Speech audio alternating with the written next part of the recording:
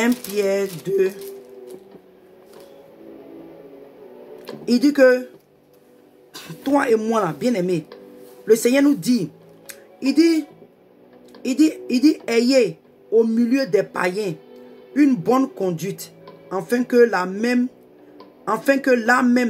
où ils vous calomnient, comme si vous étiez des malfaiteurs, ils remarquent vos bonnes œuvres et glorifient Dieu au jour où il les visitera.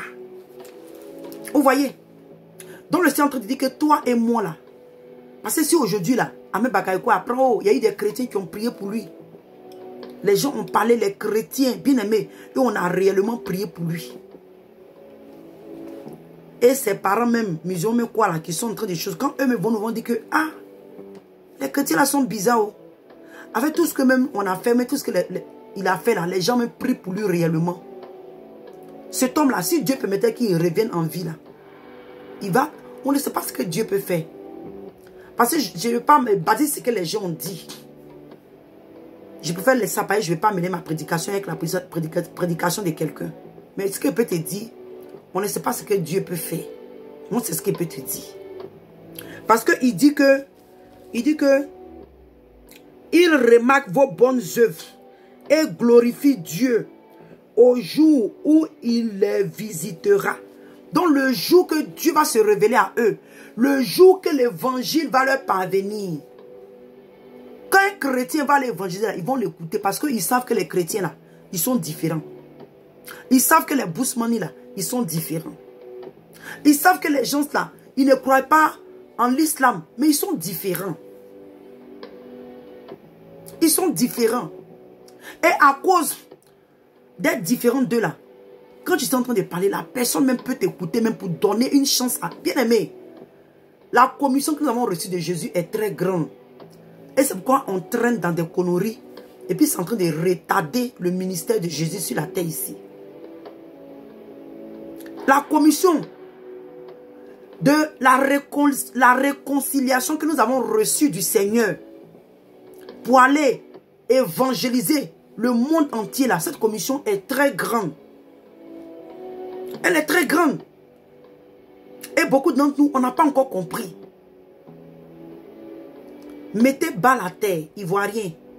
Mettez bas la terre. Parce que toi-même là, Dieu n'a pas encore fini à toi. Toi qui es en train de laisser Balaam te conduire. Tu es en train de laisser Balaam te pousser à pécher là. On n'est pas en train de penser à ça. On venait encore ajouter nos péchés. Bien-aimés, faisons attention. Faisons attention. Je crois que je vais m'arrêter ici. Faisons attention.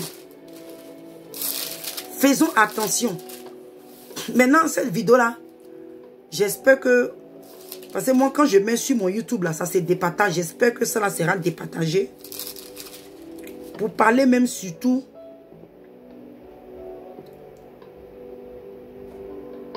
Pour parler surtout à la femme d'Ahmed Bakayoko. Ma soeur, j'aurais appris que tu es chrétienne. C'est ce que j'aurais appris, hein, que tu es chrétienne. Les temps qui sont en train de courir là. Depuis, ça fait plus de 2 fois, j'ai essayé de faire une vidéo pour les politiciens. Je ne vais plus même faire ça en live parce que il y a trop de distractions. Mais je vais refaire une vidéo bien pour parler aux politiciens. Parce que nous là, on ne peut pas vous joindre, c'est difficile. Donc, ma soeur, je viens à travers ce direct là pour te dire d'abord Yako, pour ce qui est arrivé à ton mari, le ministre Ahmed Bakayoko.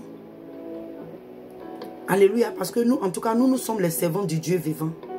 On n'est pas dans la politique.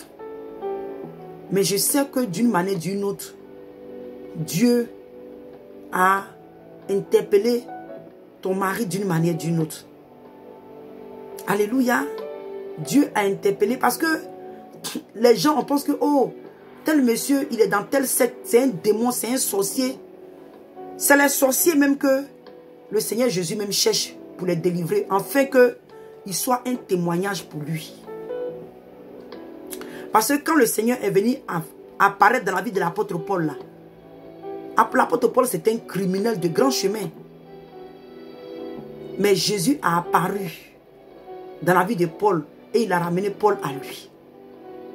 Donc, maman, je ne sais pas quelle est ta relation avec le Seigneur. Je ne sais pas quel pasteur qui te côtoie. Je ne sais pas si tu es catholique ou même si tu es évangéliste. Mais ce que je vais te dire, va réellement en prière et demande à connaître, à avoir une relation ou bien une rencontre personnelle avec Jésus-Christ de Nazareth concernant ton mari. Concernant ton mari, je prie que ce direct-là te parvienne, surtout cette partie-là te parvienne. Cherche réellement la face de Jésus-Christ de Nazareth.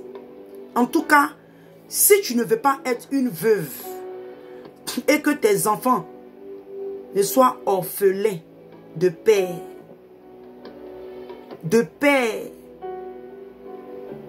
parce que c'est bon, on aurait dit, oh, qu'est-ce que sa femme a à voir? Moi, je suis une femme mariée aussi. Hein. Souvent, nos hommes, ce n'est pas tout ce qu'ils font que nous connaissons. Ce n'est pas tout ce qu'ils affichent que nous connaissons. Donc, peut-être qu'aujourd'hui, il y a certaines choses que ton mari a fait ou bien il fait que tu n'es pas au courant. Tu es une maman, tu es une femme. Moi, je suis une femme au foyer, je sais ce que ça fait.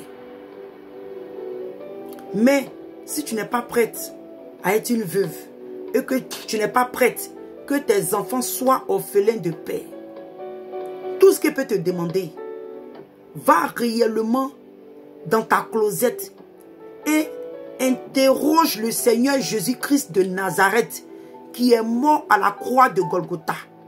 Je ne parle pas de ce petit Jésus qui est dans le berceau ou dans les bras de sa maman, non. Je parle de celui que la Bible dit, il a traversé les cieux. Alléluia. Quand même qu'il est passé par une femme. Mais je te parle de lui. Alléluia, qui s'est donné à la croix. La Bible dit qu'il ne veut pas que ton mari meure, mais qu'il parvienne à la connaissance de la vérité. Et que toi et ta famille, vous soyez sauvés. Donc, maman, je viens à travers cette vidéo pour vous dire de chercher réellement le Seigneur Jésus-Christ de Nazareth. Ce n'est pas le moment d'aller faire les sacrifices de moutons, de poulets, de cabris, de porcs ou de l'homme. C'est le moment de fléchir les genoux.